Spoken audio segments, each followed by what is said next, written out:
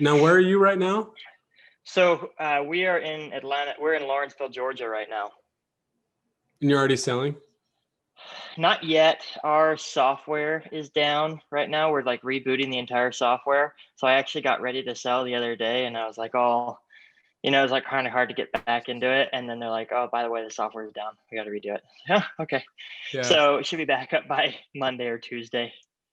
But It's I found when I was selling that like it was really hard to go in and out of it. Like if I was in it, I could just get my mind to wrap around the fact like, hey, this is what I'm doing. Almost like sell your soul to the fact that you're going to go out and sell. oh yeah. Um, and then like I could do it and then I could do it and no problem. I'm like, okay, I'm just like, I'm a sales drone. This is what I'm doing. And you just like kind of give into it and then it to come back out.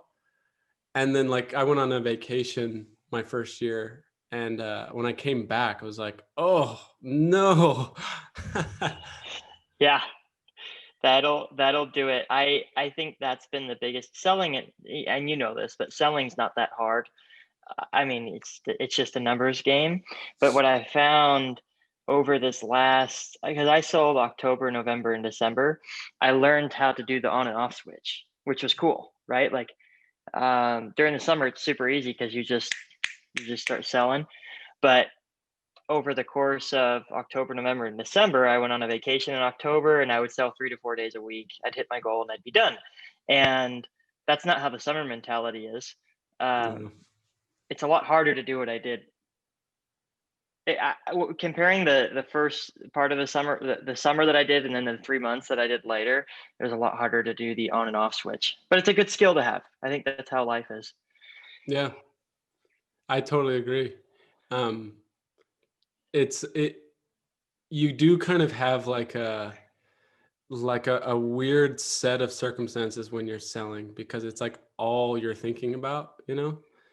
Oh yeah, And so it sometimes you're right. It's not quite as applicable to your actual life as when you stop and start because if you're going to be doing something all the time, you can't just like shut out your whole life for 4 months and go for it. You need to find a way to actually have it be part of your life.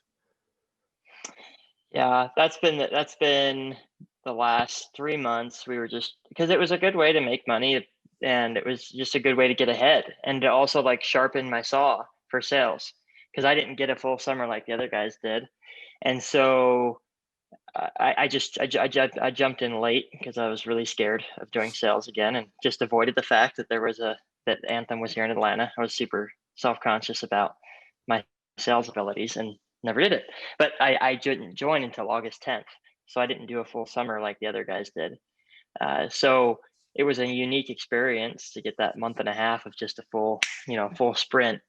But I still had a lot in the tank, so just keep going. So that's kind of what I did. So So what are you doing now? Because I mean, it's January. Are you selling year round?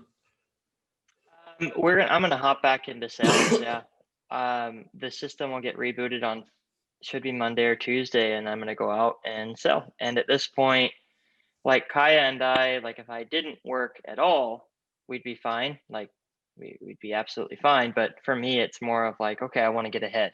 I want to work on my skills. I want to learn how to sell pest control when there's literally no bugs. And so that's something that I've been doing. And the summer was tough. I'm not gonna lie, it was tough. It was just, but it's all a mindset, in my opinion. And I think coming back to here and feeling just how bitter cold it is, it's like, okay, I mean, I have a part-time job working at a cheerleading gym, and that's like my fulfillment. And then this is just me working on my trade. So I'll go out and I'm not selling full time. I go out, I hit a goal of 10 a week, and then I'm done.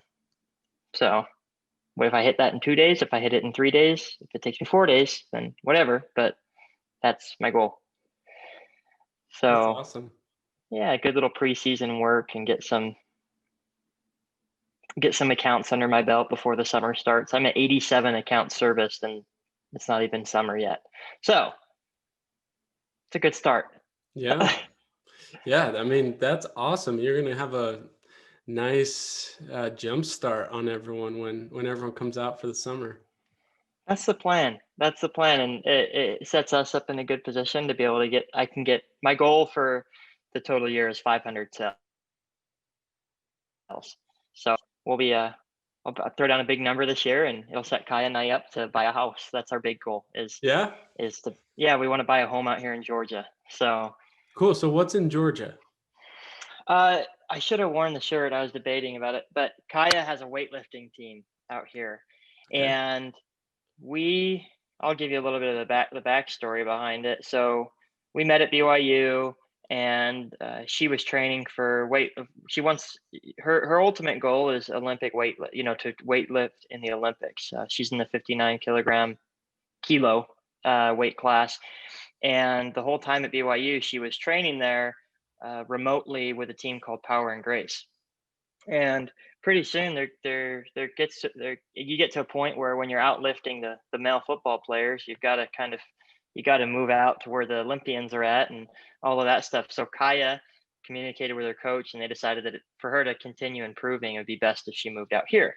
Well, we were dating at the time, so she waited about a year while I finished up BYU so we could move out here and she could start training for the Olympics. And that's her ultimate goal. And uh, I'm here to support her, but that's why we just moved out here. We moved out here we packed up our moving truck on June 10th. Literally everything we had no jobs out here. We had little connections, just her coach and a couple teammates. And we drove out here to an apartment that we had never seen. And so that's we call it our move of faith, because we Hmm. had literally nothing set up, and we just moved out here and we prayed that everything worked out, and it did. So we're happy to be out here. That's why we're out here in Georgia, is for Kaya's weightlifting. That is awesome.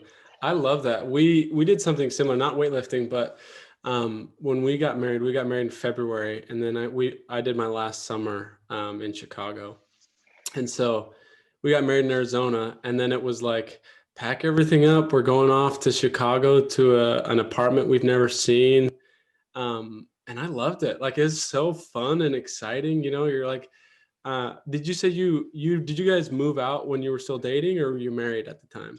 We were married, so Kaya and I met January of my junior year. Hmm. We got married in December of my senior year, and then we ended up moving after I graduated. That next it was June. So yeah, we were living with her grandparents for about 6 months after we got married, and then just took a move of faith. It was awesome. I think that's fun. I love Yeah. like it's just you and her against the world. You don't know anyone, like in a new Well, and part of the world.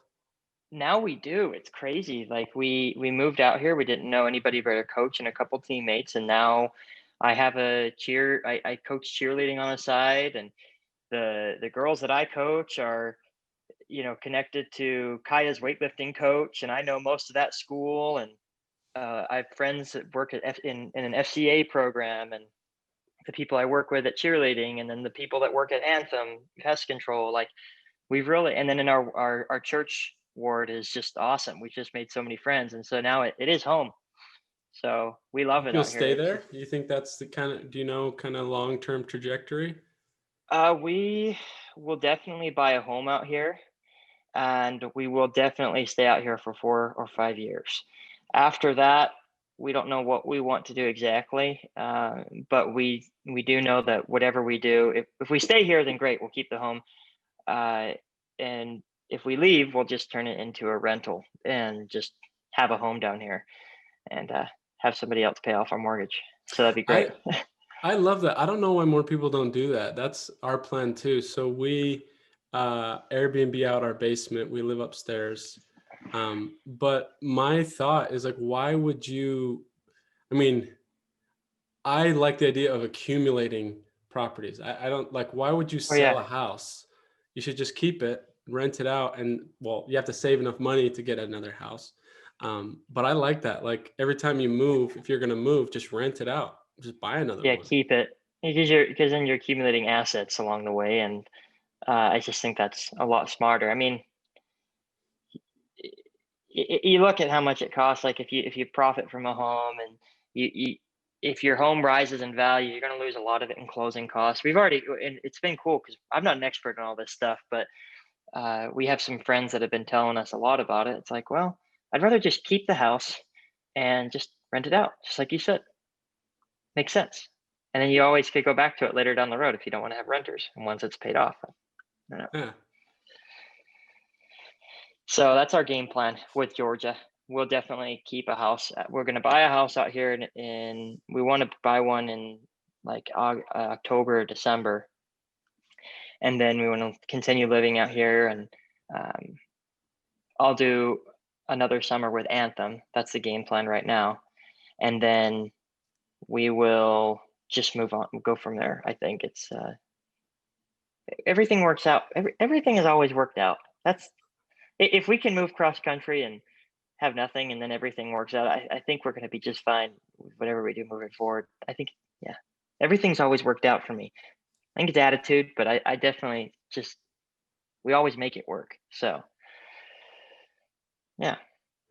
I think people that say that are the people that usually things work out for. It's like a self-fulfilling prophecy. The people that are like, oh man, I have the worst luck. I always get screwed. Somehow those people, I don't know if it's magic, but like they end up getting screwed. I say that kind of thing too. I'm like, you could look at my life and make the argument for either way. And you could probably do that with your life too. You could probably, like a pessimistic person could look at your very life and be like, oh man, like Austin just gets the bad end of things. And an optimistic person could say that, oh man, Austin, things just really work out for him. And whichever one you decide to be, it seems like eventually your life just actually starts being that way, you know? Yeah, I totally agree with you. I mean, look, I mean, Kai and I are out in Georgia right now. She's amazing, and I just look and I'm like, wow, that worked out too. I mean, everything with Kaya worked out. Like, she's the biggest blessing in my life, and so, I think you're right with how things go. I think that goes back to if you have an optimistic person, if you choose to be optimistic, because I don't want to say optimistic personality, because that would just make people think that either they are or they aren't. It is honestly a choice. And so I guess with my life, you could look at it and be like, oh man, parents divorce, father passed away, family issues, all this kind of stuff. Like, yeah, you could look at it that way. Or you could say, oh man, like his parents got divorced, but then he has amazing family because my dad got married to my stepmom, and herself and all of her family's been amazing to me. And, or, and I could look at it as, well, my mom has an incredible boyfriend who, has amazing family, and I've developed incredible relationships with them. And I don't know. I just choose to look at it that way because I'm happier when I do, instead of looking at it as, well, my life's been hard. But I posted the other day, Christ said, in this world you have tribulations, but be of good cheer. I have overcome the world. I think that's he literally says, be of good cheer. It's like a commandment. Choose to be cheerful. And I love that because I was a cheerleader. But yeah, I do think you're right. If we say that things work out, if we choose to be optimistic, then they always do. Yeah, it is really interesting to me. It's kind of like, I've noticed this with little kids too. You look at like parents who have good kids, like well-behaved kids, and you go and you talk to them, and they usually say the exact same thing. They usually say like, oh, we're just lucky we were given good kids, and maybe that's true. And the reverse is also true. Like when you have really crappy kids, like your kids are super rambunctious, the parents usually say the same thing, and they're like, oh, we just got unlucky with this one. Like this kid's just rambunctious. And I don't know like what the right answer is. There's probably science, but it does seem to me that like what you say things are usually becomes how they actually are. So maybe you telling yourself that you got lucky to have good kids, or you telling yourself that your parents' divorce was good because it taught you, resilience. makes those things true because you say they're that way. It actually like makes that true in your life, you know? Yeah, I I definitely have learned. I agree with you. I think when people say that things, when people choose to look at the silver lining, like that everything, you can just have so many good things snowball from that. If you don't choose to look at the silver lining and you decide to, yeah, for your example, if you're a parent and you say, yeah, my kids are rambunctious, well, yeah, it's like a self-fulfilling prophecy. Um, and I think a lot of the quality of our relationships, even when it comes to marriage, like if if you say that you have a wonderful marriage, you're going to live like you have a wonderful marriage, and that's how I like to do it. I just think it's going to hold me to a higher standard, or your self concepts for how your life is supposed to be. Like you're gonna start living that way. You're gonna start acting that way. And I think in your example with parenting, when you say good things about, I mean, this is parenting or just life in general, when you say good things about other people, it's going to bring those things out in them. Um, and so I think we should all focus on that. Not only, I think we're just not only talking about how you can influence your own life, but how when you say positive things, it can actually uplift others around you. So Yeah, there's like I don't remember what it's called. There's a scientific explanation for that with as far as social dynamics go, where people start to become what you see them as. So like if you see someone and you think they're your enemy, um, when you go to a party and they're acting really nice to you, um, the first thought that comes into your head is, what do they want? You know, like, Chris is my enemy and I see him at a party and he's like, hey, Reed, how you doing? How's your family? How's, sales? How's this? My gut reaction is like, oh no, he's manipulating me. Right.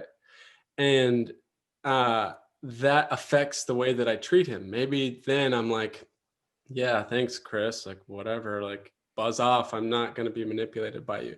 So the next time he sees you, he's like, oh, I guess Reed isn't my friend. Maybe he really was just being nice, but that's like an exact example of how the way that you see people, what you believe they are, literally affects what they become. Someone you like, when they're mean to you and you believe in your head, well, this person is wonderful and they're great and they're always kind and cheery and they have my best interests at heart. And then when they act mean to you, you usually say, oh, they're having a bad day.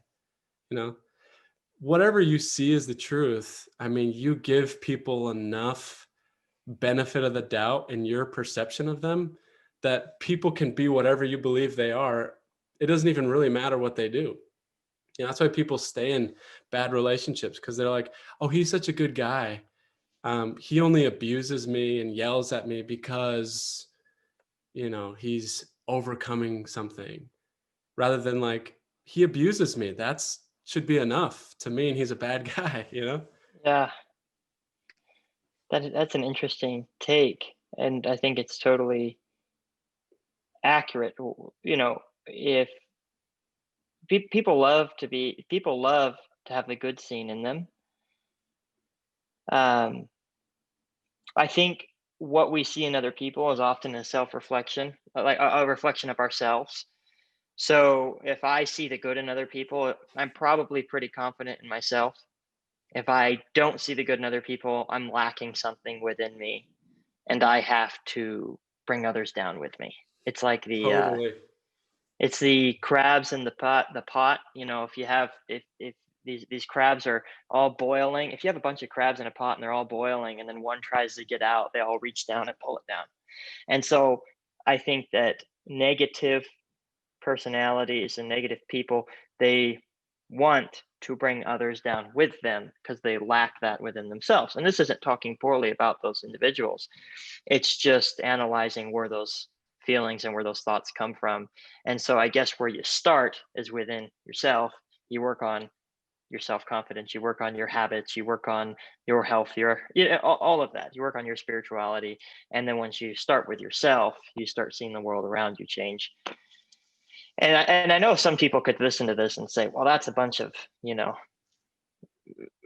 uh, it's just a bunch of baloney, a bunch of like philosophical stuff. No, but it's really real. It is real. Happy people tend to lift up those around them. It's so cool. I totally agree.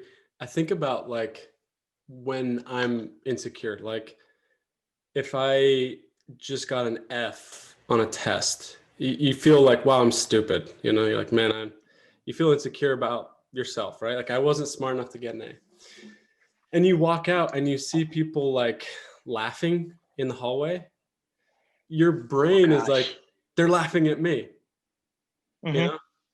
Um, and that's exactly what you're saying. Like how you feel about yourself affects the way that you see the world.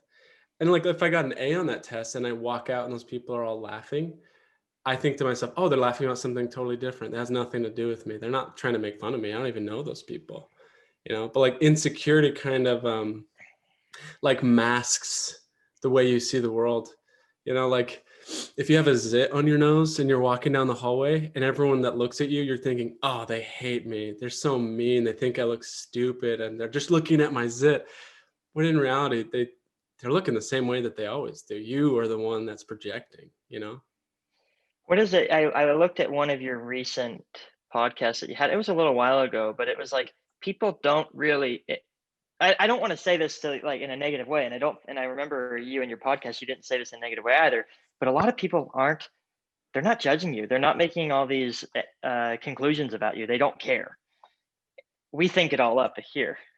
Yeah, So and I people remember. aren't watching. Yeah, people like I used to think this knocking doors too.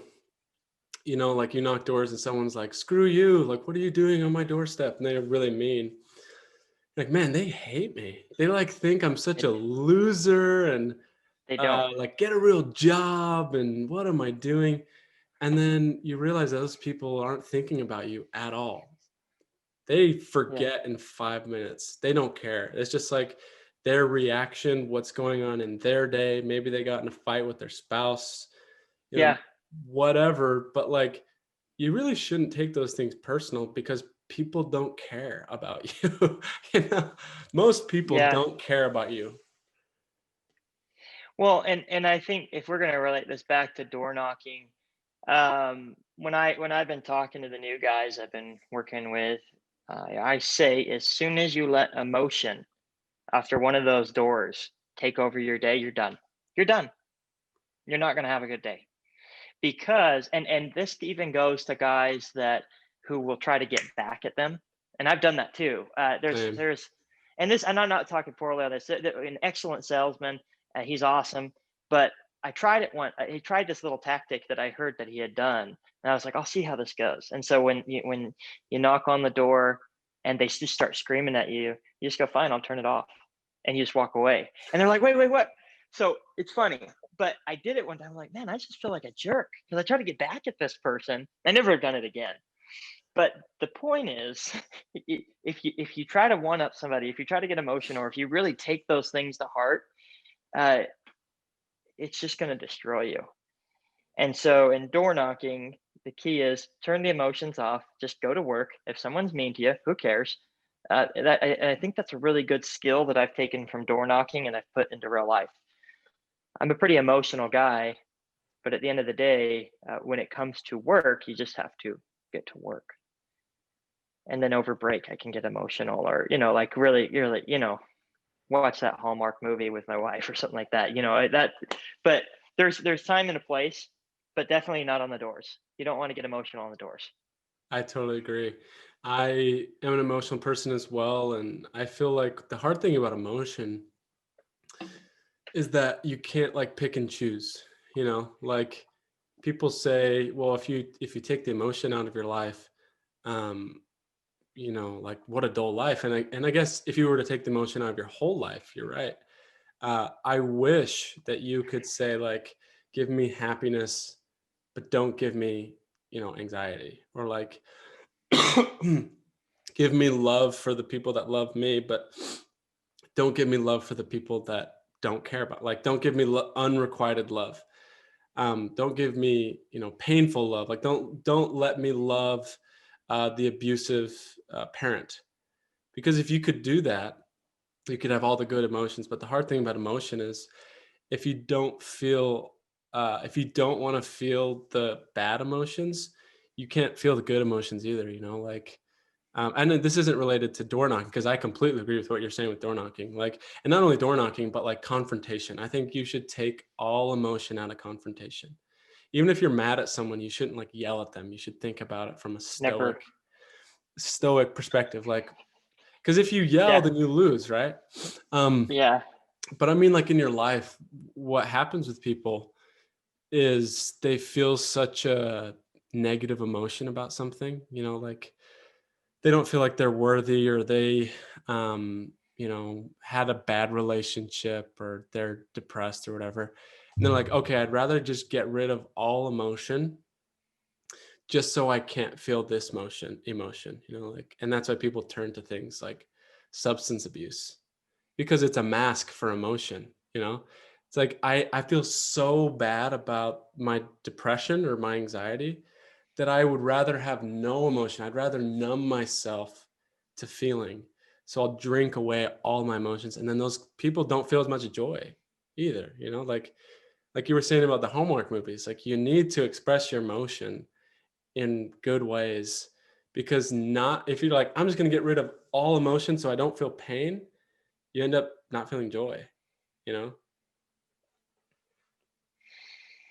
Yeah, I think that that's, and while you were talking about that, it kind of made me think about I sometimes struggle when I do get worked up, because it's natural to have emotions, but when I do get worked up, to just bury it, just to just to force my way through and just keep knocking, knocking, knocking, knocking.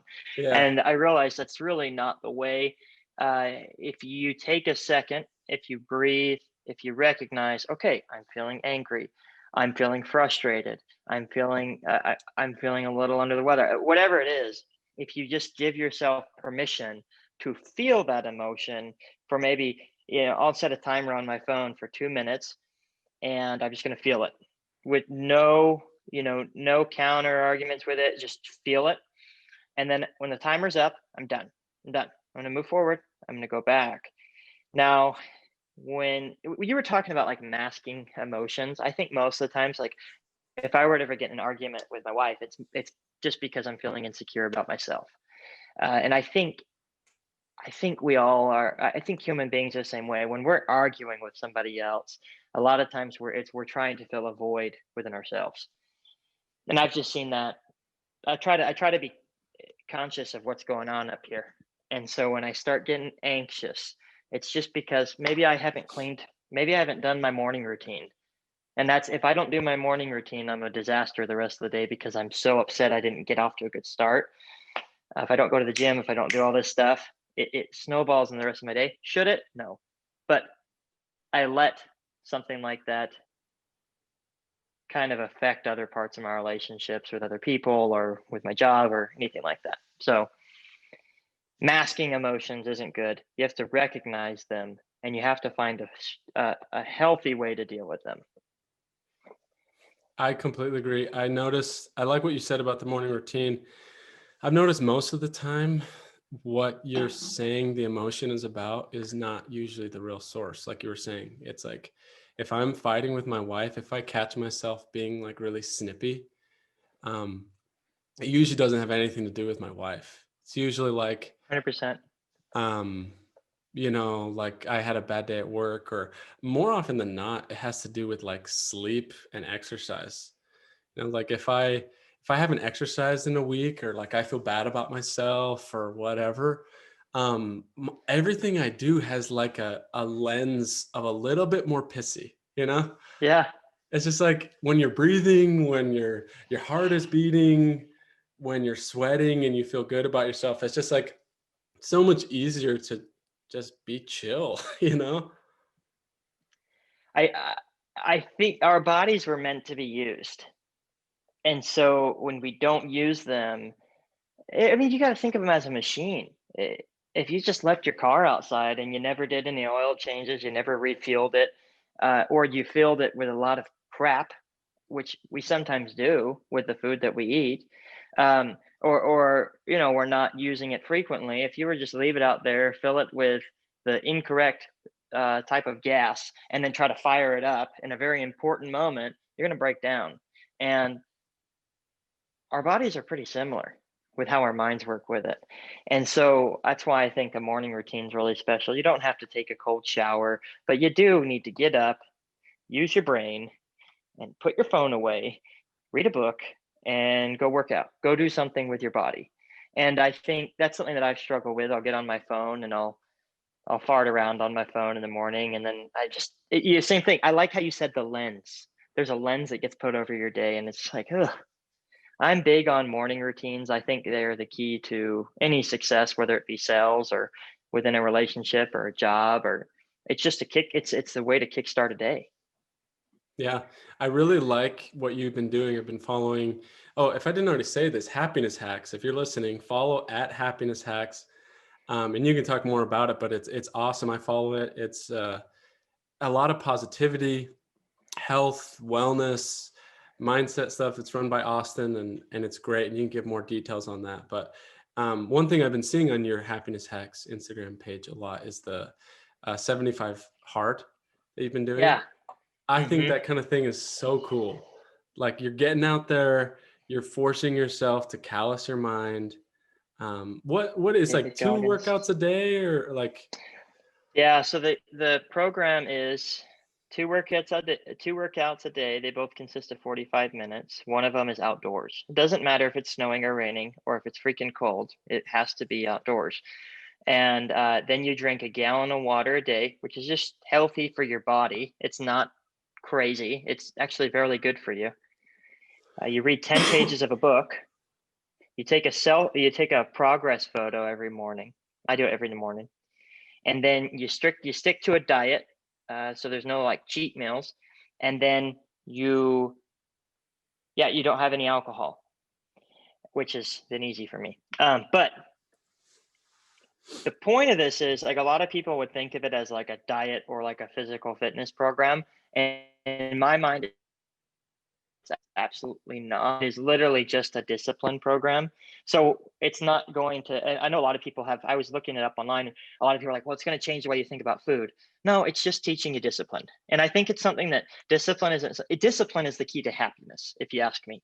And Jocko Willink's always, that guy's pretty hardcore. I don't think he smiles a ton. He does, but I mean, I'm a pretty cheerful guy. I'm not full blown Jocko Willink's, but he always says just discipline is freedom. The more discipline we have, the more freedom we have.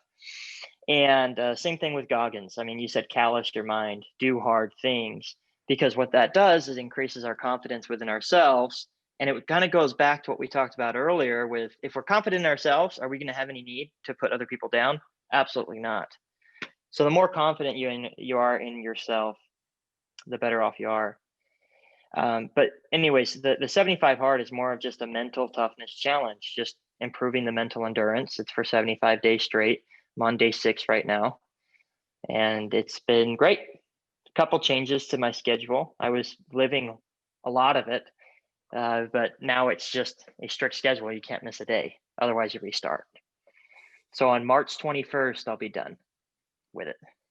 I think that's awesome. Discipline equals freedom. So true. I love that. I love Jocko.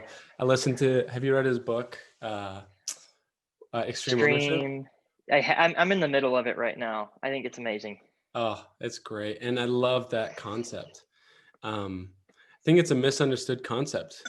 It's like, I saw a meme the other day I really liked, kind of along the same idea. And it was a guy with like a guitar, I think. And he said, if I go up to you and you've never played, and I say, hey, you have freedom, like play whatever you want. You'd sit there and you can't play anything, right? Because you've never played. Like play 2 strings, like, ding, ding, ding, ding, and you're not good. Yeah. And he said, and then he says, like, if I teach you how to play and you spend 10 minutes a day playing in 6 months, I hand you the guitar and you say, hey, play whatever you want. You can actually play whatever you want. And he was basically, the idea was, the goal isn't just freedom for freedom's sake. In order to have freedom, you need the discipline, like you were just saying. Like you need mastery, you need discipline. Otherwise, freedom doesn't mean anything, because you don't actually have freedom if you don't have discipline. Like I can right now go and like travel around the world and go to like China and Beijing and India and do all that. But if I don't have the financial freedom or the financial discipline to prepare for that, I can't actually do that, right? Because then I end up poor and I can't feed my family. It's just like, if you really want to do whatever you want, don't just do whatever you want. Discipline yourself so that you can do whatever you want. Does that make sense? Oh, it does. I've never thought of it like that with the guitar. And I think that, we all would love to learn a skill. We'd all would love to do all these things, but at the end of the day, you have to back it with a discipline, like you said. And if we don't, then we're not going to have it. That's why I think a lot of times, I think in our culture today, we struggle with people not wanting to put in work. They think that they just want to have these things, but like you said, if you were to just blow all your money and go travel, you come back to nothing. I mean, it just doesn't work. But I think these figures like David Goggins, Jocko Willink, all these guys that really push discipline and doing hard things. Yeah, if you learn how to do hard things in one aspect of your life, it bleeds into other aspects. And I think the reverse is true as well. If you have an extreme lack of discipline, it's going to bleed into other areas of your life. I think the easiest place to learn discipline is in physical fitness, right? That's the most transferable way to learn discipline and mental toughness. I totally agree, because it's so easy to recognize. You're like, I go for an hour every day, like I improve my strength. It's very easy to see. The hardest one is like relationships, even though it's just as necessary. It's hard to be like, you can't put in reps, You've got to create systems there, in my opinion, for a relationship. So my systems that I have in place, and like, for example, if I sleep in, I miss my system to take care of my wife. But my system to like spend time with my wife is wake up, I do my workouts, I get all of my stuff done so that I'm better prepared to give my wife my full self. I go to the gym and I read my book and all that stuff. I come back home and then she gets a 5-minute foot massage, and then well, after that foot massage is over, I prep breakfast. That gives her a couple minutes to kind of wake up, and then breakfast is ready. So she's already woken up from the foot massage. She comes out, we have breakfast together, and then we do Come Follow Me. It's our church. I mean, it's our church's like Bible study program that we do every day. And we pray and we eat breakfast, we do that, and then I go out and sell. That is probably been the most rewarding thing I've ever done. And it's just because it's given my wife and I time together every morning. And so sorry to all the husbands hearing this that are saying, oh my gosh, foot massages every day. Now, I didn't do it today because I just fell out of my routine, right? But 5 out of 7 days of the week, 4 out of 7 days of the week on the off season when I'm not selling, that's just the system I have in place. And so that's just something and this is something I want to go off onto as well. I was meaning to write a blog about this, but I honestly think that checklists show that we love others. And so, if I don't know if you've heard this within the church, is oh, it's not a checklist. Well, actually, if you're disciplined enough to do the things to say it, like, and I'm talking specifically religion right now. If you're disciplined enough to kneel down and pray to God, flip out your scriptures and read them every day, then it shows God that you're willing to put away that time to develop a relationship with him. And I think we need to look at our relationship similarly. Like the way I look at in my head, it's foot massage, breakfast, come follow me. That it's literally a checklist in my head, but it's how I show my love to Kaya. And I think the importance is the daily, if it's happening consistently. And most of the time when I hear people say, oh, it's not a checklist, it's because they're not doing any of it. I'm sorry if that's kind of bold, but it's because they're not doing any of it. And I just think we were made to accomplish things. We were made to do things to show our love. And so I look at that similarly with God, with my relationship with God. Like, I want to do things to show I love God. I want to do things to show I love my wife, or I want to do things to show I care about the people I work with. So an example there is like I have a system in place where I bring the office administrator a coffee every week, changes on the day, but there's a system in place that shows that I care. Um, with the people that are friends, maybe we shoot them a text message once a week. But I think it shows consistency and following a checklist is what really separates, I think, true love. If you disagree, let me know. But with the checklist thing, I don't know what you would say on that. No, I don't disagree at all. I actually really like the concept. The way I think about it is, I never thought about it in a way to show love, but it's actually a really great point, because what is a checklist? A checklist is basically evidence of your behavior, right? It's just you saying, I do this, this, and this is all evidence that I love you. Like I massage your feet, I make you breakfast, and I spend 10 minutes with you, right? It's like, and not evidence to the person, evidence to Yeah, you. So like, I always like to think about this when it comes to the way you see yourself, like your own internal view. You say, hey, I'm a loving person. It's at my identity. I love my wife.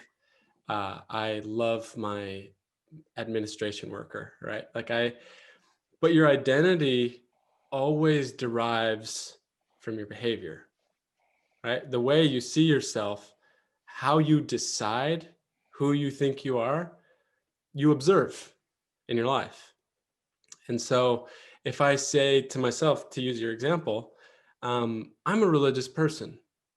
I believe in God. I love God. I'm a religious person. That will kind of not sit in your mouth the right way if you don't find evidence in your behavior. You can say it, but you probably don't really believe it.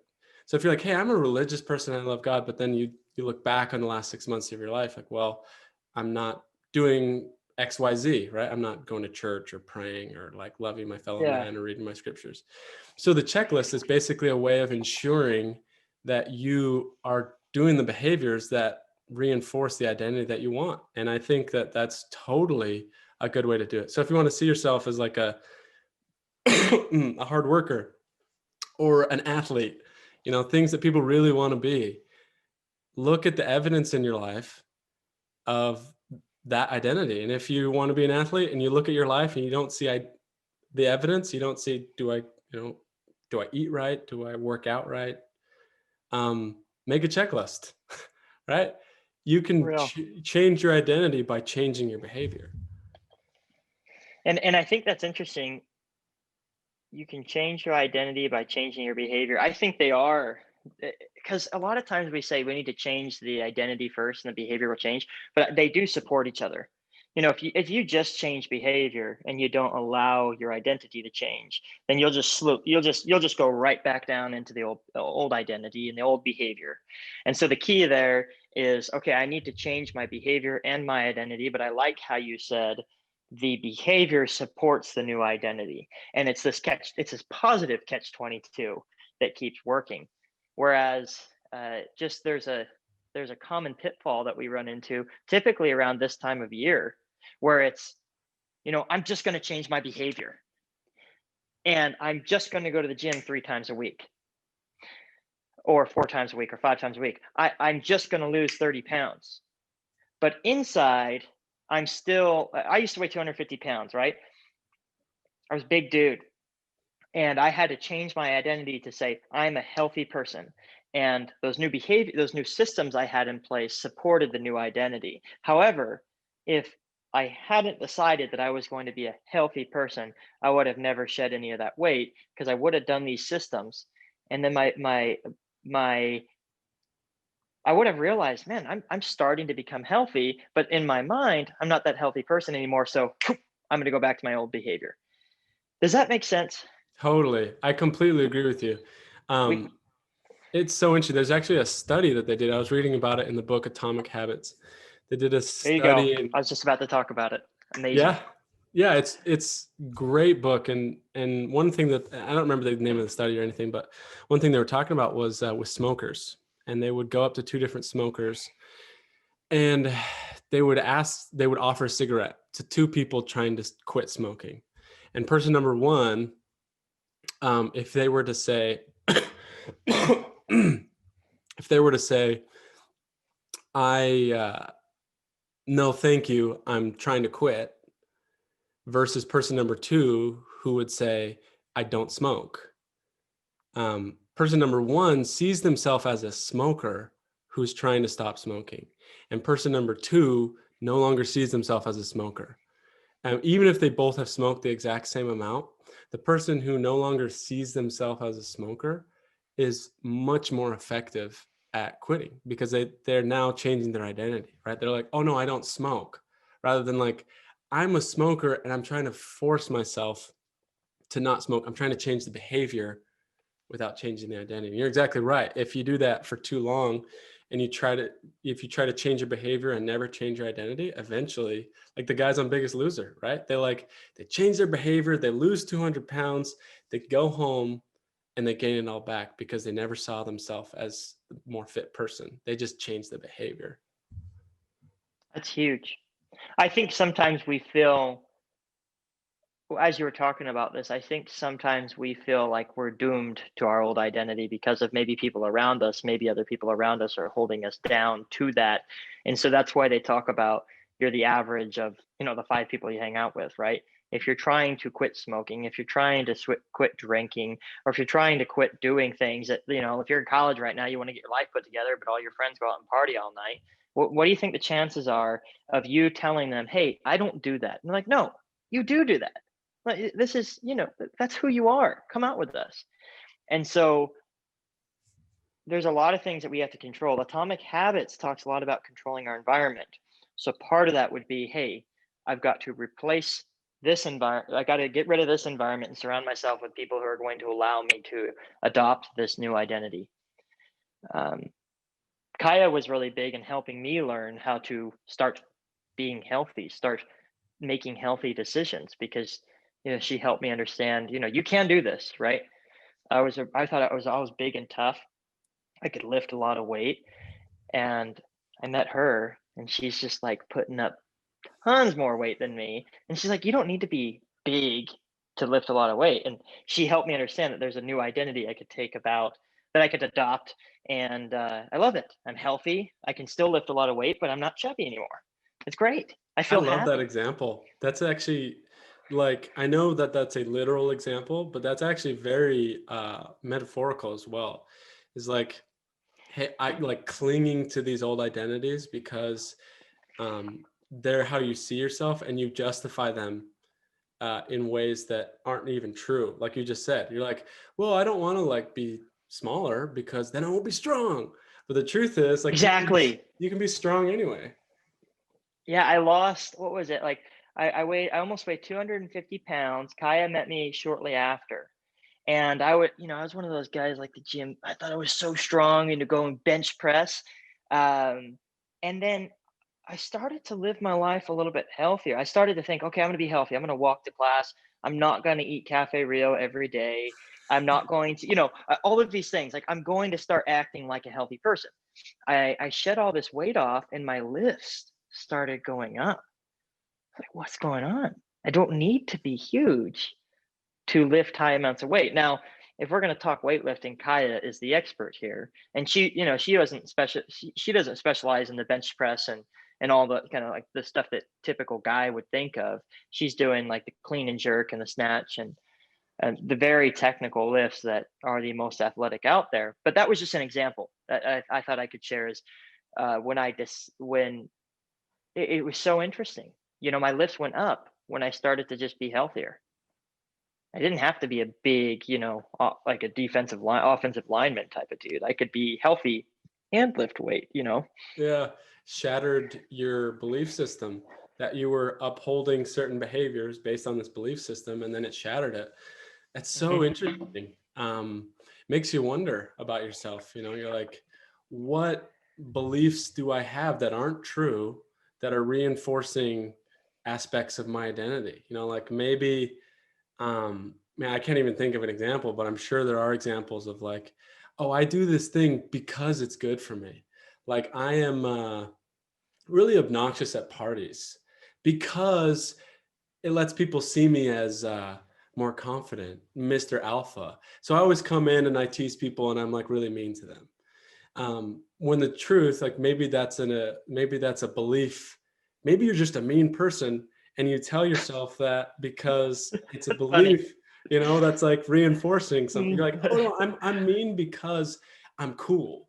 So that's why I have to act like I always put people down, because it may be mean, but it's also part of how cool I am. And like, no, it's just like you were saying, you can be healthier and still be strong. Like you could be cool and not be a total a-hole to everyone, Yeah, It's stuff like that. that's interesting. I wonder how many things we do. I wonder how many.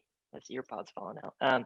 I wonder how many actions are backed up by just false beliefs, like fake beliefs about ourselves. Yeah, I wonder how many things that we do are just backed by that. I guess I'll share a quick. This happened like a week ago, and I love to lift weights. I love to exercise. That's just like my biggest outlet. Just my way to just let go of my stress and everything. And for the longest time, I always had this curiosity about distance running and endurance sports. By the way, I love them now, just because I think they're the perfect parallel to life. And then our sales company, Anthem, had James Lawrence on a Zoom call a couple weeks ago, and I was just fired up. This guy did 50 marathons, 50 Ironmans in 50 different days in 50 different states. Started in Hawaii, went to Alaska, worked his way through all the states. For 50 days straight, he did Ironmans. And I'm sitting here in the Zoom call thinking, I've always wanted to do a marathon. And this guy did 50 Ironmans in a row. And so we were out in Utah, and this was about a week or two after, and we're just sitting there at the dinner table with some friends. I'm like, I'm gonna run a freaking marathon this week. No training, nothing. And I sent a message out to our group, and I was like, our sales group, I'm like, who's doing this thing with me? I'm gonna run a marathon. And this guy was just crazy enough to do it with me. He could have left me in the dust, but he didn't. He was very in shape. But the longest he had ran that year was 6 miles. Longest I had ran this year was 13.1. And it was on a vacation too, where I was getting antsy. I needed to do something. So I just ran a half marathon in Arizona. But it was the same idea. And we just ran a marathon. Like, no training. We just went, we bought some gels, we just got some stuff, we just ran a marathon. And it all was just like, yeah, it's going to be easy. I could go more into that in a minute, but we just decided to change our belief about a marathon. How many people have you heard say, oh, I could never do that? Okay, you won't. You won't. If you can't do it, if you don't think you'll ever do it, then you won't. But I did it with no training. So I love that. I saw that on your happiness hacks thing. And that is like the perfect example. It's so cool because like you're exactly right. How many people say, oh, I'm not a runner. Oh, no, I don't do that. oh yeah, I can't do that. Yeah. And then like you could so easily say that about yourself and you did it, Uh-huh. you know? Oh, it's easier. I think at the end of the day, a lot of people, like, they kind of want to do it, but it's an easy way out if they say, "Oh, I'm not a runner." Now, are there people that have knee problems? Sure. Like, yes, okay. But for the majority of like decently fit people, like, it's not the marathon that's difficult. If you look into like marathon training, the training is what's the difficulty is behind that is just because there's so many hours that you have to put into it, and the discipline that goes behind it is hard, to train consistently. But running a marathon is 26.2 miles, not a big deal. You could call, one of my teachers at BYU called it slogging, not a jog, but just kind of like a Just slog. like barely getting yourself to keep going forward. Yeah. Exactly. Most people could do it. And I think that was just proof. I didn't necessarily do it to show how high and mighty I was. I did it because I'm like, I just want to do it. Why would I not do it? If I want to do it, I'm just going to go do it. I'm not going to come up with any excuses anymore. And I woke up. You go ahead. No. I say, here's the challenge. Here's the real challenge. I love that. First off, let me say that's so cool. I am like getting fired up talking about, I watched all the Iron Cowboys. I think he's awesome. His documentary He's is amazing. sweet. Goggins, same thing. Goggins is like, I don't like running. I hate running. That's why I do. I think that's awesome. But here's an interesting challenge for you. Do something that's like way outside your identity, like being in a play, or Oh, wow. like singing, like I was thinking about this the other day because I had the same thought as you. I was like, I know I never see myself as a runner. I should just start running. And I did, and me and my wife did it, and I lost like 11 pounds in the last 2 months. That's I'm awesome. Congrats. I know, it's awesome. And I was just like, why have I been telling myself I'm not a runner my whole life? Like, what does that even mean? Not being a runner? Like every human, mostly, can't say every human, but like, it's just like, you just run, I'm not like, Yeah. it's like Yeah. walking, just like a little bit faster. Yeah. It's just like, you just do it. Right. Like, and so I was thinking, I should push the limits of my identity. Like, I don't see myself as like, this, I should go and do it. And I realized that most of the things that I was saying were things that I actually do kind of see myself as. I was like, I do kind of see myself, I see myself as a physical exhibitionist, but I don't see myself as a singer at all. Like Isn't your I'm, family big into drama and theater? my siblings all are, but not me. And so Okay. like, Okay. I'm the one, and that's very true to my identity, right? I grew up thinking like, I'm not a singer. Like, that's for my siblings. I'm like the sports guy. Like, I want to go play basketball, whatever. And so I find myself like digging deeper into my own identity sometimes. But like a real challenge would be like, go try and like someday surprise Kaya. I don't know if you're a singer, but just like singer, learn a song on the ukulele and sing. That'd be funny. That'd be cool. Yeah, why not? It's I like the reason why I don't is because I tell myself that's not who I am. I think when you brought that up, one of those things would be music for me. Like you're not just singing, but like piano or guitar, right? Just specifically those two. Just because I did clarinet and cello as a kid. It was pretty good, but I haven't taken it up again because I decided, and this is a key, like what you went to, is after middle school, I didn't want to be a band kid. I wanted to play sports, and so I just threw it all out the window, and I haven't touched a musical instrument since. And there's a lot of things I could still do with that. Absolutely. You might be really, really good. You have no idea. Yeah, as long as you put the work in. I mean, Kaya and I want to have a piano in our home. We think it'd be cool to teach our kids how to play piano. I mean, I'd like to learn how to do it before I die. So that's just gonna I'll have to teach start you. here soon. I'll go grab one and I'll play right here on the podcast. We can go for an hour. Good. Um, but yeah, that's so cool. Challenging yourself to just think like way outside, right? Because like a marathon was in the reach, right? It's like, oh yeah, I Well, could probably do that. a marathon, don't cut yourself short, like that's awesome. That's super awesome.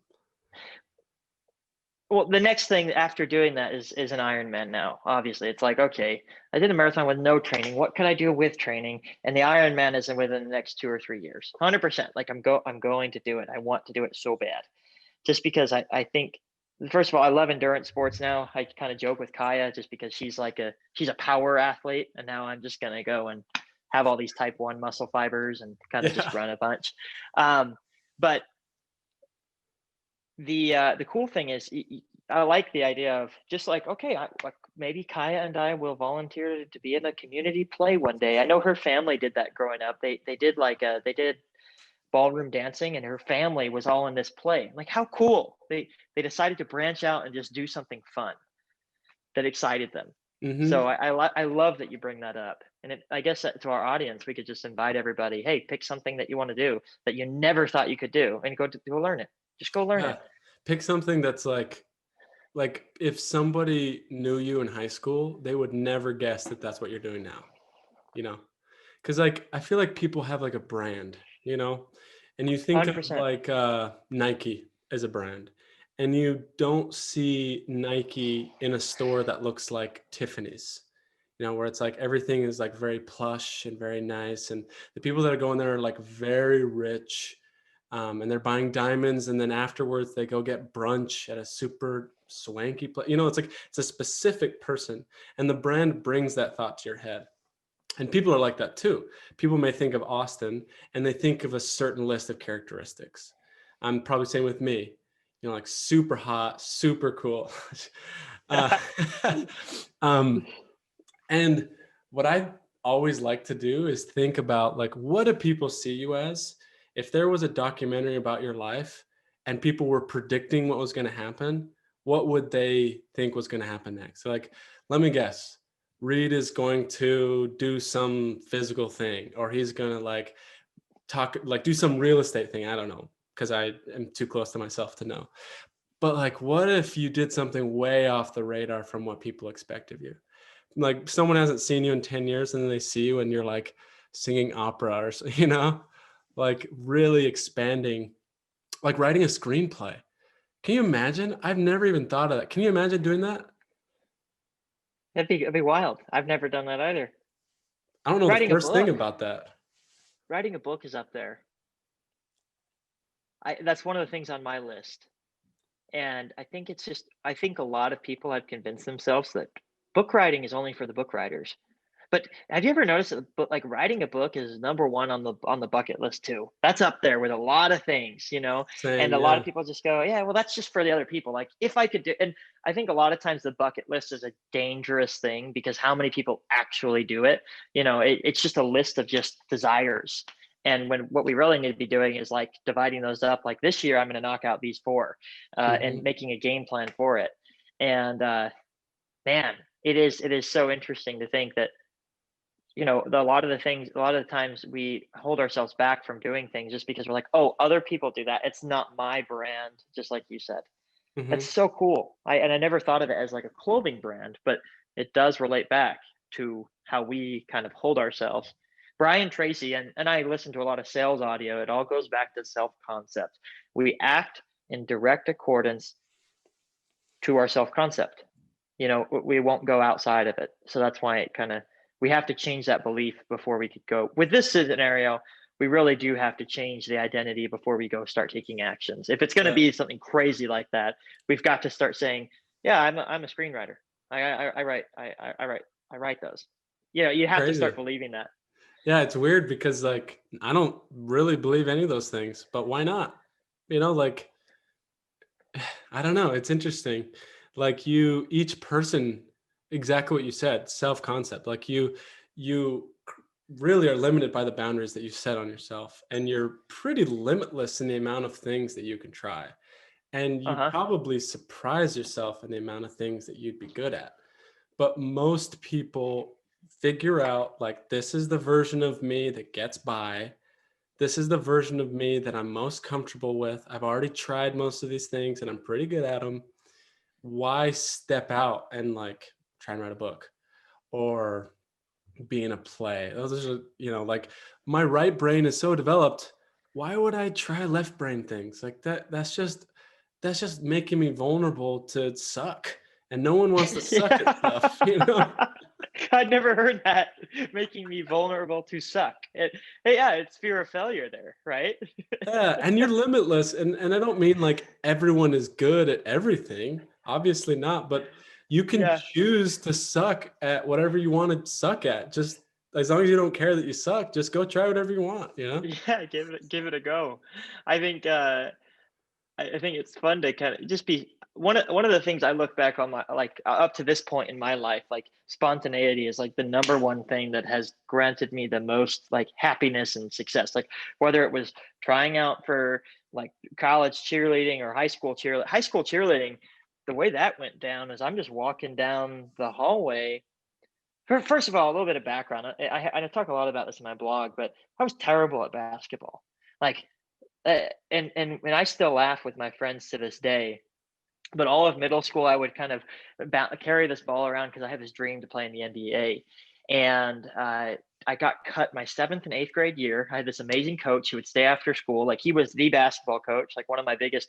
He just invested a ton of time into me in middle school when my parents were getting divorced and remarried, all this stuff. Really good mentor of mine. I wrote him a letter a little while ago. First of all, if you're listening to this and there's somebody in your life that like had a huge impact on you when you were that young, write him a letter. You'll be amazed by how happy it makes them feel to know they made a difference. I think teachers, all of our teachers, we spent so much time with them without Love getting that. too, without getting too far off the rabbit trail. But anyway, so worked really hard, had a ton of grit. I keep working, carried my basketball around everywhere, went to basketball camps during the summer. And then I finally made it my freshman year. And I had a good experience there, played freshman basketball, but then I tried out again my sophomore year and made JV.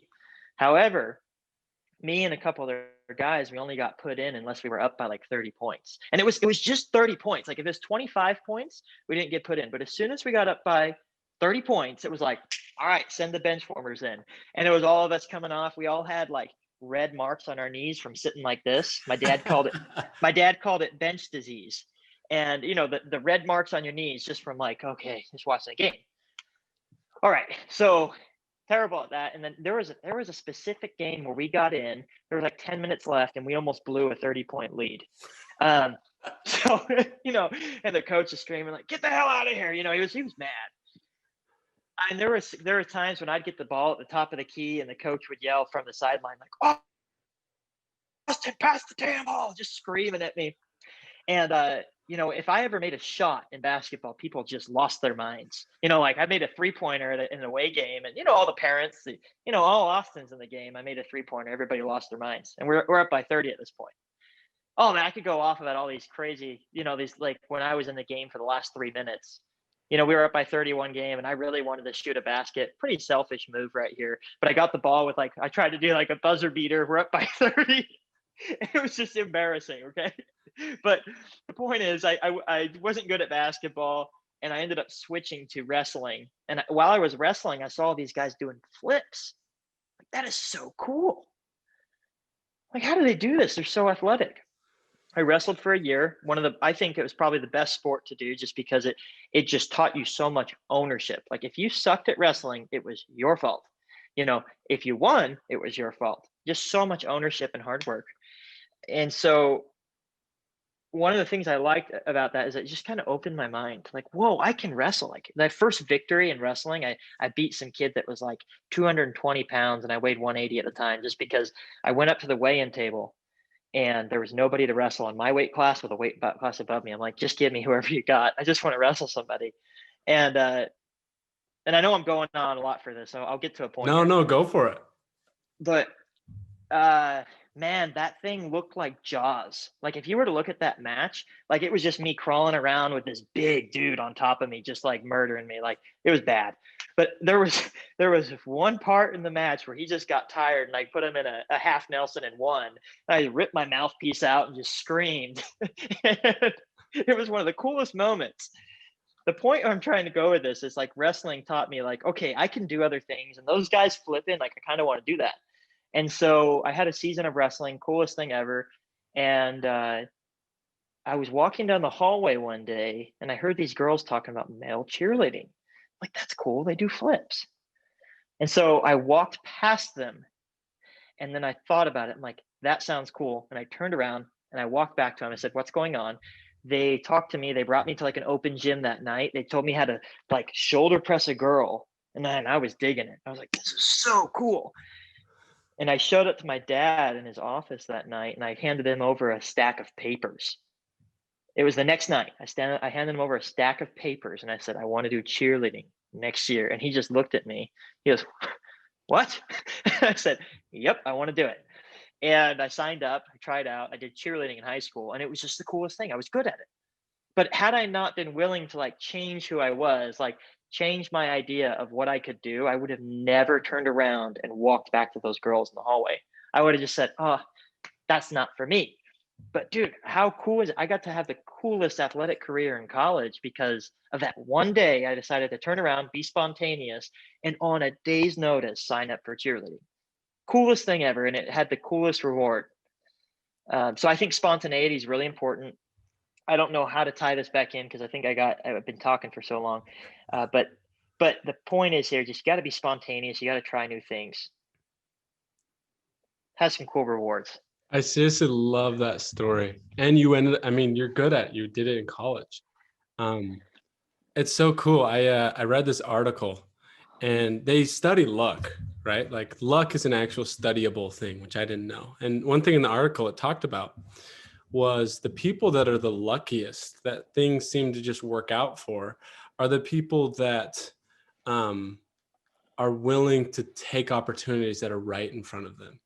And a lot of people that are unlucky are the people that are so focused on a specific outcome that they end up not taking the opportunities right in front of them. And so like you look at your story as a perfect example, like how lucky. You're like, wait, what? You ended up doing college cheer? Like, yeah, I just like randomly tried it. And it just so happens that, you know, I was good at it, and then I ended up doing it in college, and it, you know, helped pay for my schooling or whatever the Oh, experiences. it did. It did. That's like exactly what I mean. So many people probably have that thing like right in front of their face, and they end up not doing it because they're too focused on some other random thing. Like if you're so focused on being that basketball player because you'll finally feel cool, or you'll finally feel like that's who you really want to be, which is fine. Like you can have Yeah. goals, but if you're so focused on that you're like, oh, cheerleading, ugh, I'm not even gonna look at that. I'm not even gonna look at wrestling. That's not me. Those people, there's opportunities every day that they bypass because it's not their identity, and they end up just not doing stuff that they probably would have been good at. Interesting to think about. Yeah. I think, and yeah, I don't want to look back on my life and be like, oh, I didn't do that. I could have been really good at that. Like, there's a, I mean, I'm sure you heard of this guy, like Ed Milet. Like, he always talks. His vision of heaven is he's going to show up, and God's going to show him the version that he could have been. Okay, and Ed Milet, he's one of the coolest dudes. I saw him speak at Door to Door Con last year, and he said when he dies, he wants to look at that guy and he wants to be that guy. And Mm-hmm. I love that. I just think it's so cool. Just, we want to become the person that God, because it's hard, because I do the happiness hacks. My last blog talks about this, but it's really hard for me to talk about happiness without tying it back to God, tying it back to Jesus, because I just think they're just one thing, right? Uh, um, but I think it's good to live our lives, and like God designed us to do amazing things. God doesn't find a lot of pleasure in us just being broke and poor and like not doing anything in our life. He wants us to do things. Like when we are successful, it gives him happiness. And I'm not talking financially, just anything. When we're happy, it makes him happy. And so we are children of him, meaning we have divine potential. So we have to work for that. We have to strive to do things and learn new things. And yeah, and that's what my latest blog was about. Like, it's really hard for me to talk about happiness without bringing up Jesus at some point, just because that's why I'm happy. Right, right. How did you So, get started in happiness hacks? Like for those people listening, um, what is it, and how did you get down that road? so this was cool. Thank you for asking. So I studied exercise and wellness at BYU, and I've always wanted to do something with that degree. However, what I found after graduating, like, you can get a job as a personal trainer and you can get paid like maybe $10 an hour, something like that. Like, it wasn't my degree from BYU. I eventually want to get in occupational therapy. So it's actually awesome. It's a good degree. But for anything right now, like out of college, like, you can either go into corporate wellness, which is probably really rewarding. You're working What's with people corporate on their. wellness? So the idea behind corporate wellness is, a lot of big corporations lose a lot of revenue through sick days, through like unmotivated employees, just through lack of health. Like, they're coughing up a lot of money with health insurance, all of this stuff, right? And so the idea with corporate wellness is, if I can get somebody in the company to work with my individual employees, motivate them to exercise, motivate them to be happy and improve their relationships, just to promote wellness, then the entire company will do better, just because that's where you find a lot of that's the driving force behind the company, depending on what you're doing. So corporate wellness aims to improve the individual lives of the employees, and in turn improve the business. So that's something that I think would be cool to get into down the road as well. So my degree is great, but I always wanted to do something with my degree. And when we moved out here to Georgia, I wasn't really finding something that really was catered towards my degree that would give us the life we wanted, because we want to buy a home in a year, and me working a $10 or $12 an hour job wasn't going to cut it. Like, we're not going to get a home in a year if I do that.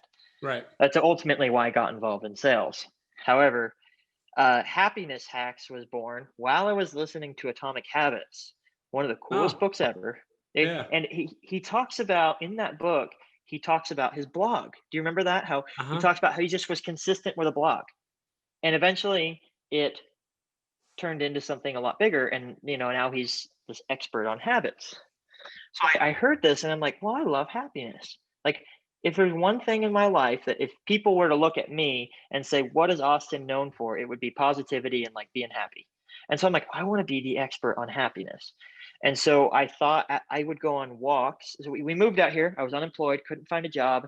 And I even have a folder over here that says Operation Find a Find a Job with Benefits and 401k. Like, and I would go out to find jobs, and nothing was working out. I got COVID when people started calling me back.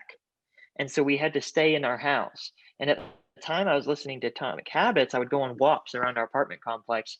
Obviously I didn't want to get people caught. I would just go outside, walk around.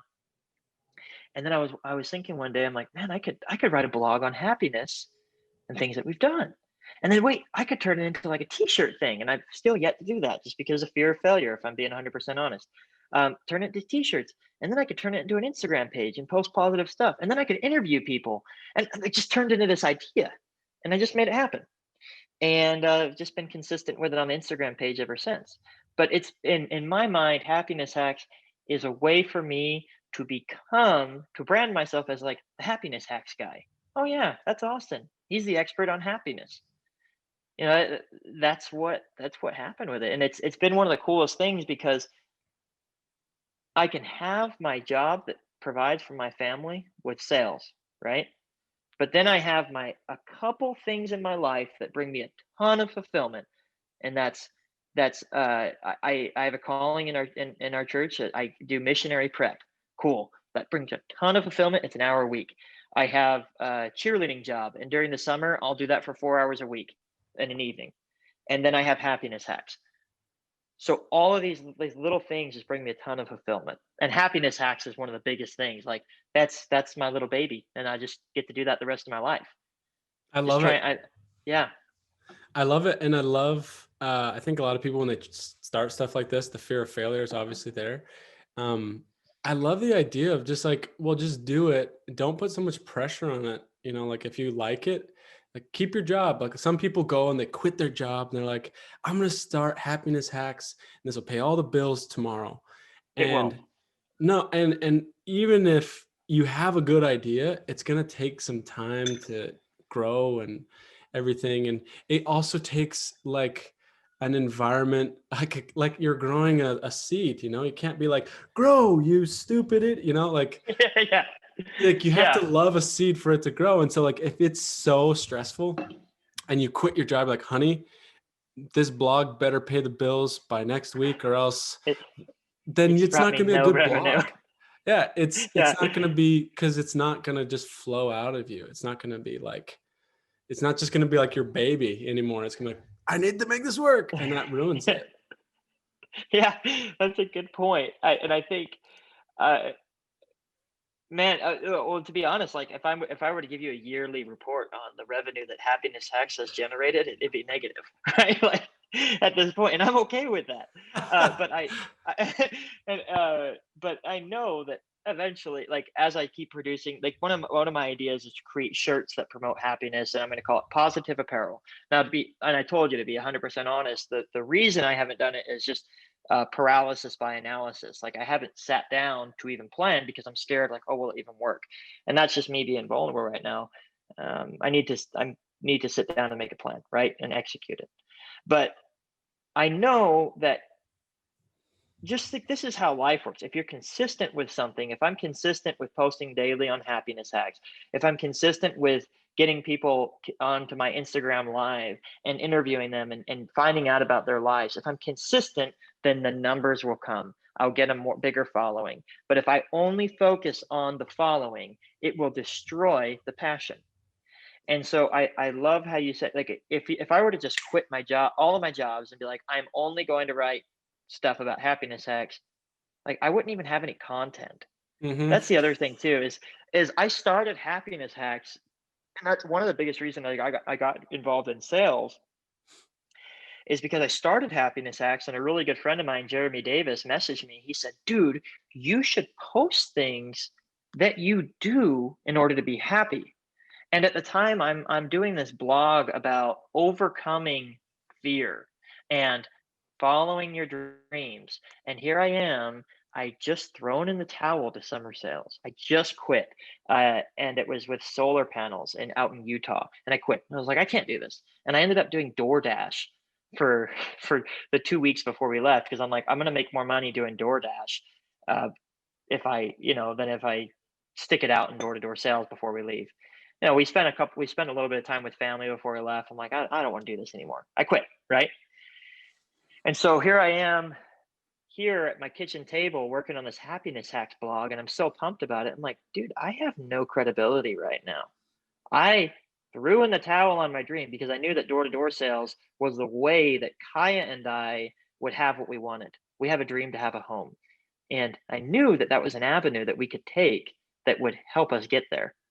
And I decided not to do it.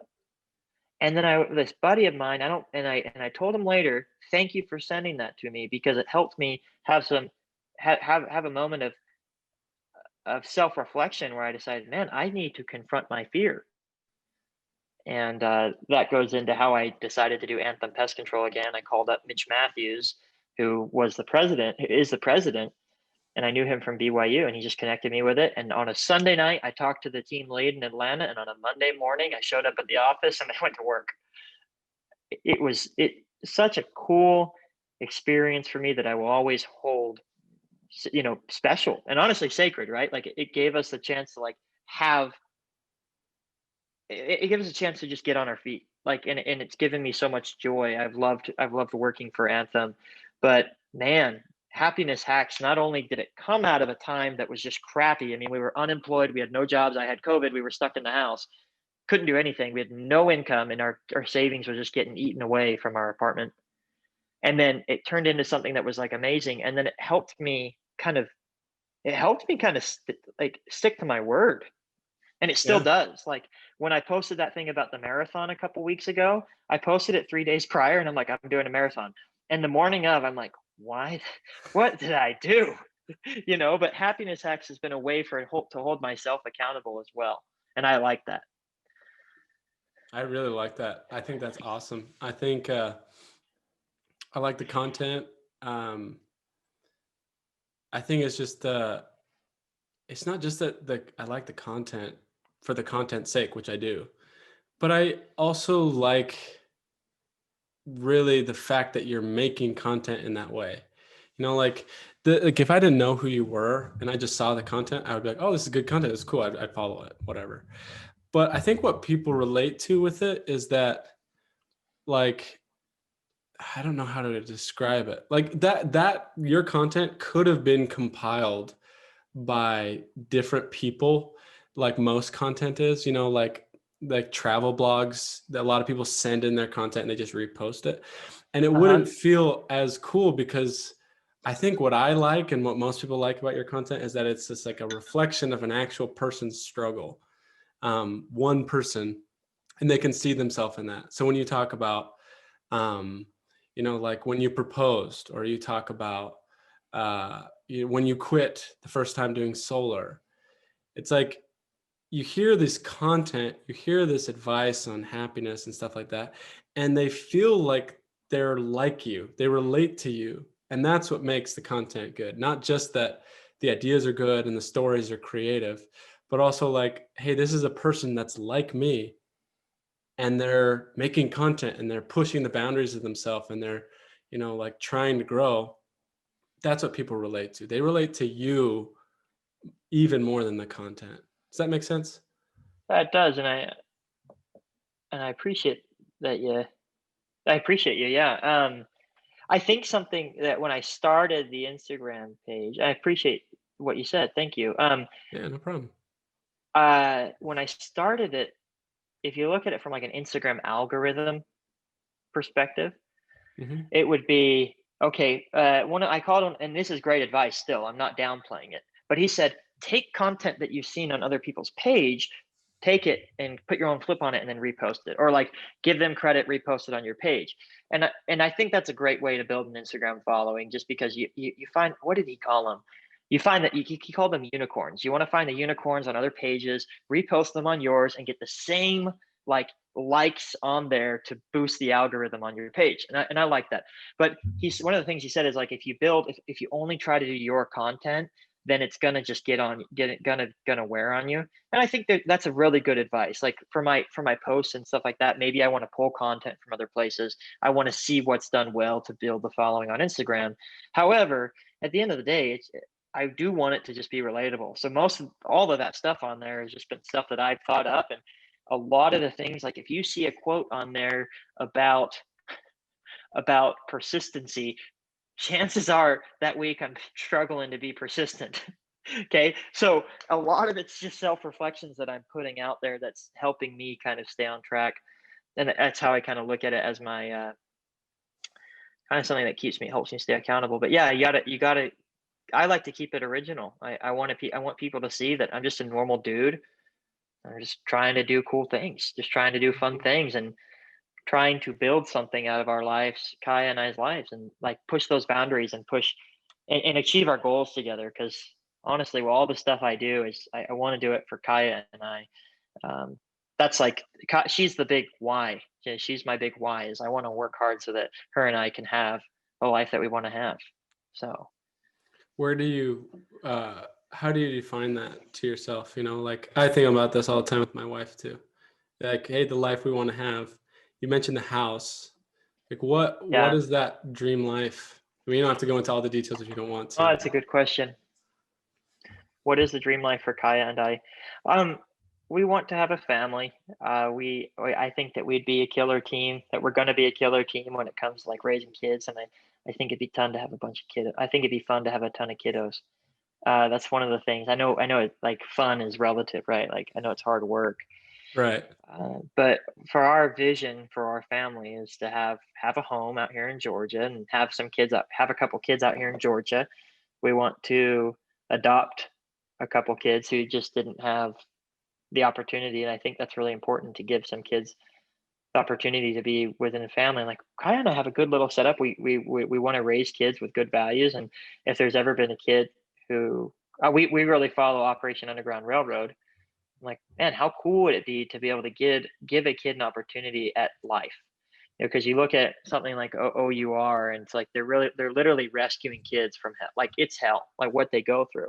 And like that would be so cool if we could be a part of that process to give them a new chance. And man, that kind of covers like have a house, like just raise a family, and instill values in them, and in our family too, that just like hard work, helping other people, and just good values where we just want to make a difference. And I think it's so cool that Kaya and I are getting to work on ourselves right now, and like do things that are hard, so that down the road when our kids are going through hard stuff, it's like, hey, we did similar stuff. Like we want to be an example to our kids too. So I don't know. That's my vision of a family. I want to stick in sales for a little while, just because I feel like it's number one, it's fun. It's challenging. I think there's an endurance factor that goes behind it, which is huge. It just applies to life. But my future goal, and as far as a career goes, is to get involved in occupational therapy when money is no longer an issue. That's why I think sales gives you that opportunity down the road. I can create as much revenue as I want, is if I want to work hard. And that's like my vision for my career, is start in sales and then decide to go do something like occupational therapy, or what the heck, maybe I change my mind. But I love occupational therapy because I have a passion for working with kids with special needs. And that's one of those things that, man, at the cheerleading gym, if there's ever a kid that struggles with, man, that's like, that has autism, and they're really hard to work with in the gym, like I'm like, here, give them to me. I'll just do an individual lesson with them, because that just gives me so much fulfillment. Like I don't think there's anything anything that gives me more fulfillment than working with kids and working with kids with special needs. So if I could do, down the road when I do occupational therapy, that's literally what you do. You work with kids with special needs and you help them learn how to live. You help them live a functional life where they can do things on their own. Um, that's one of my biggest passions in life, and I discovered that while working at a um, it was like this place here in Utah where they would just all these kids with special needs would come. Some of them were adults, and you would work with them on their goals every day and help them with behaviors, and it was so cool. Now, granted, will I ever do that again with like 25 kids in one building? No, because it was mayhem. Like it was nuts. But I like the one-on-one. Um, but yeah, I'm surprised I hadn't talked about OT right now. Like my mind is so zeroed in on like, okay, do sales, get the ball rolling, and then do whatever you want down the road, so that finances are no longer an issue. And I think that when you find something, it's like what you said with happiness hacks. If that was the only way that I was creating revenue for my family, it would just become stressful. But if you can do something where the money isn't tied up in it, can find some true passion in there. So I would encourage everybody to, yeah, if you have a job that pays the bills, like you need to do that. Like you need to work. However, find something that you can do on your time off that just gives you that fulfillment. You don't need to do it 40 hours a week. You can do it for 4 hours a week, and it will still give you that fulfillment. That's my theory. I totally agree. With occupational therapy, so what you said, you're helping special needs kids. Is it like physical therapy? Like I don't really know what occupational therapy is. That's a good question. So physical therapy, I mean, if you get in a car wreck, you're going to go to a physical therapist. They're going to give you exercises, and they're going to, help you get back to get back to normal. An Hmm. occupational therapist would step in, and they're going to like go to your house and help you learn how to drive your car again, help you learn how to like get out of bed and do all this stuff. So it's really hands-on. You're working with people, but you're the physical therapist is going to help them regain range of motion and strength. The occupational therapist is the application side, where you're like, okay, let's figure out how to live your life again. Hmm. And you have OTs for older folks, you have OTs for people in injury, you have OTs for people who have special needs and need to, you know, figure out behavioral issues. It it's a very broad career. And when I get into OT, I'd like to specialize in, special needs. And my uncle, he's an occupational therapist in Arizona who specializes in helping kids learn how to swallow food. So these kids, they still see physical therapists to work on those muscles, but my uncle Bill will actually like come up with games or like things to help these kids eat. Like he's got to be creative. He'll come up with, like, one of the things he told me about was like a straw, and he'd draw a line on a straw, and he'd help the kids learn how to suck water out of a straw. Like, okay, get the water up to this line. Okay, now get it up to this line. And he's helping them learn how to eat food. And so what he does is he's literally helping kids get off of feeding tubes.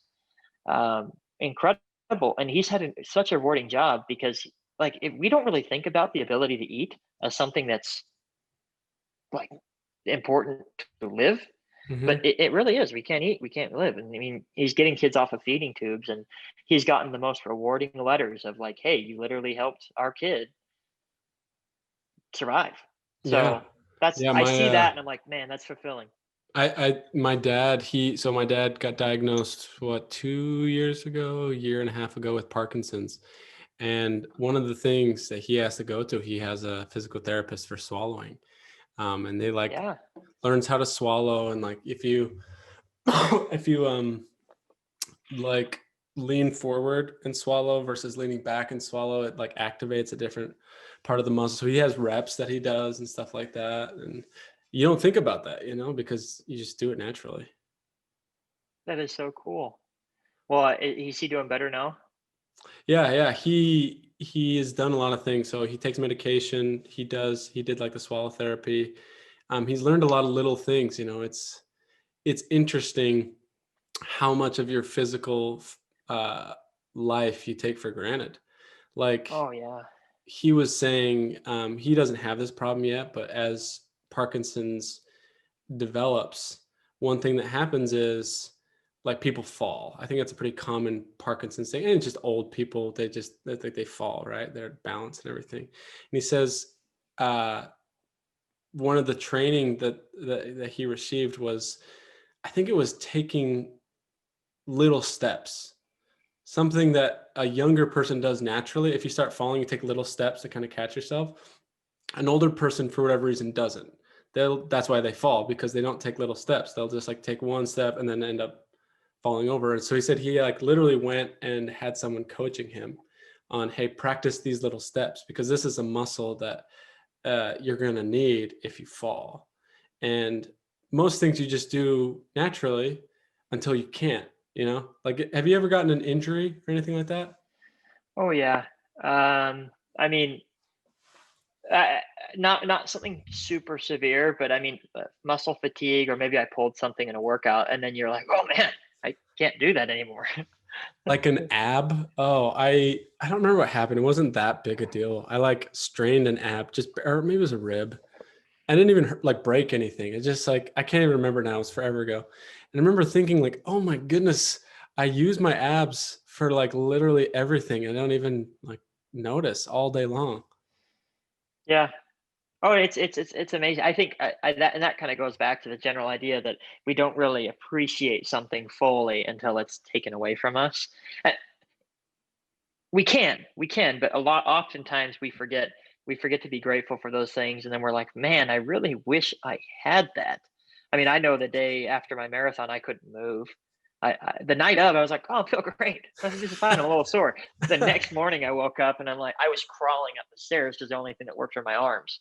Um, but man, this kind of going off topic here, but I often say, like, if you're complaining about something, like maybe you're in a fuss with your wife, maybe you're upset at your kids, maybe you don't like your job, just for 5 minutes, imagine your life without it.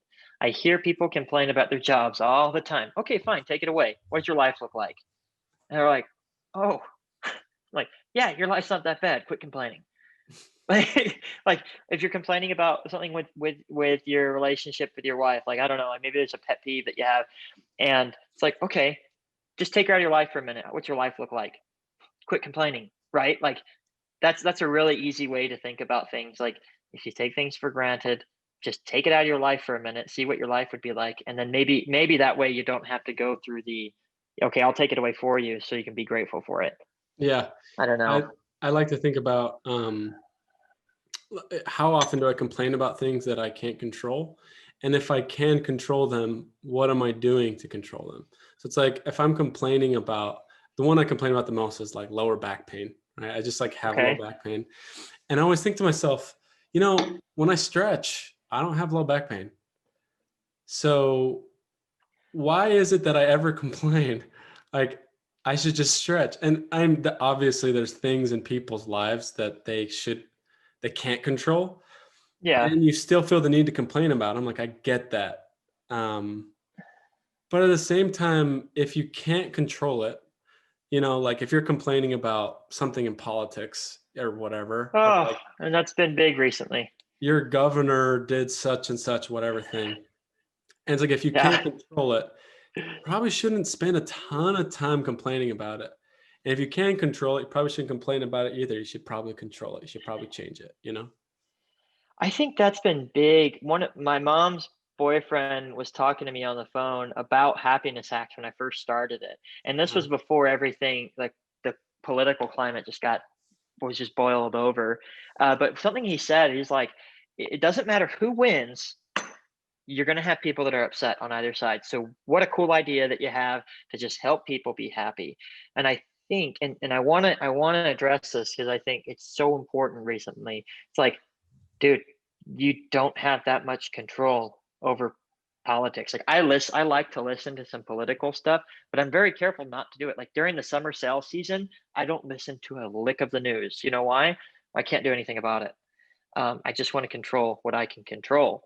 But at the end of the day, with as far as politics go, it's like, you go vote, And that is literally where your control stops. That's literally where everything stops. And then you can control your life. But dude, you go vote and you're done. Like there's Hmm. nothing else you can do. And I think that today we've forgotten that, and we just spend hours of time talking about it and hours of time stressing about it. I've seen it in people in my life. They stress about it all day. It's okay to talk about it, but there's got to be an off switch where you're like, can I do anything about it? No. Okay, let's move on. I'm going to live my life. I I don't know. Have totally you seen, agree. you've probably seen the same thing. People just stressing out of their minds about this stuff. And it's like, you can't do anything about it. Move on. There's a difference between being aware and like being in the know about things and letting it run your life, you know? Like Oh, yeah. yeah, sure. Like I'm into politics too. I listen to political stuff, and it starts to change when it's like, hey, I'm not just learning about this. It is like consuming my every thought. Um, Yeah. and giving me anxiety. Like as soon as something starts to give you unproductive anxiety, I basically always try and cut that thing out.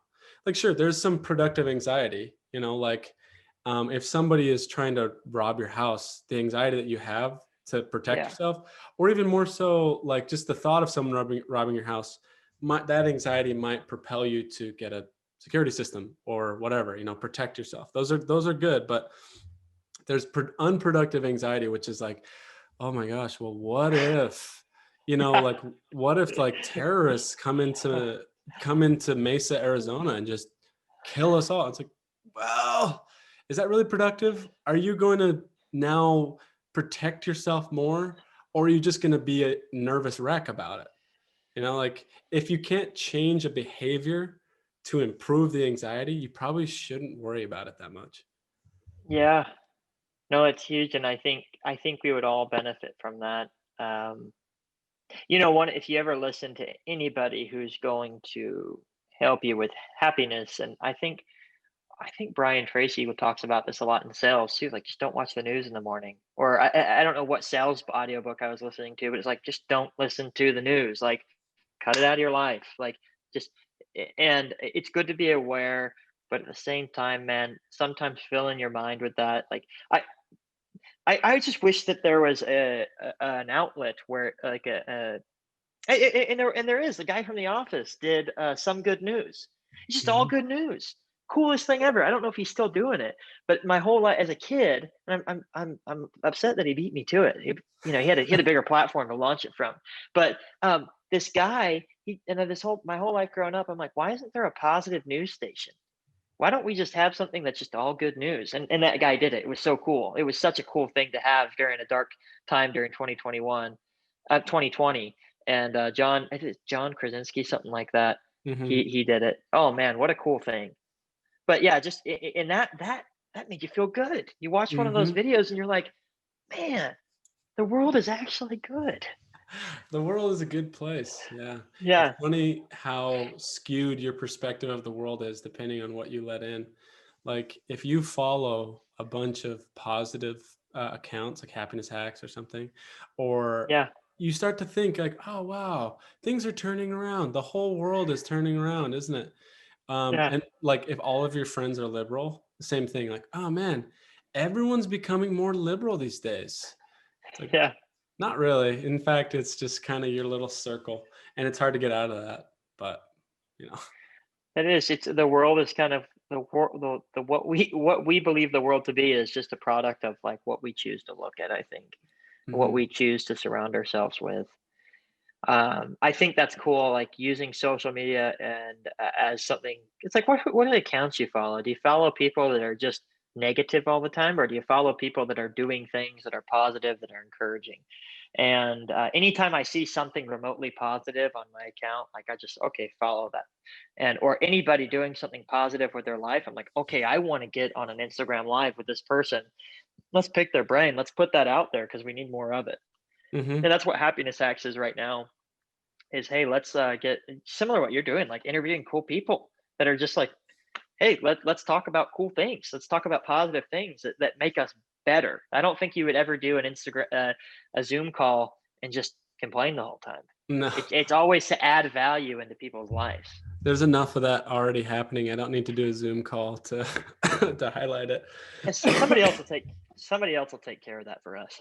So Um, I really appreciate you coming on. I could talk to you all day. In closing, for anyone listening that wants to support you, how can they follow you? Can they support you, and what can we do for you? thanks for asking. First thing I do is go follow my Instagram page, happiness.hackz with a Z. Funny story behind that. The S was taken, so I just put a Z at the end of it. So if plan A doesn't work, just do plan Z. So happiness.hackz. Then you can also click on the link in the bio to read my weekly blog. Eventually, I'll be getting positive apparel on there. So just shirts that you can wear that just spread the word without saying the word. And then, and as far as that goes, that's what we're doing right now. And then also, if you have anybody that you think would be great to interview, like connect me with them, because that's what I've been doing on my page. Anything I can do to spread positivity, then I'm all over it. So yeah, follow my Instagram page, read my blog, and then share my blog with friends and family. Awesome, Austin. I appreciate you coming on. Everyone, check out Happiness Hackz. I really enjoyed this. We got to do it again. Maybe I'll have to drop into Georgia and we'll all hang out. We can watch our wives lift way more than us. And Yeah. Well, I appreciate it, Reed. Getting your text message to get on here was it was really exciting. So I appreciate it, and really grateful for your time. yeah, let's do it again sometime. Of course. Thanks, Austin. Okay.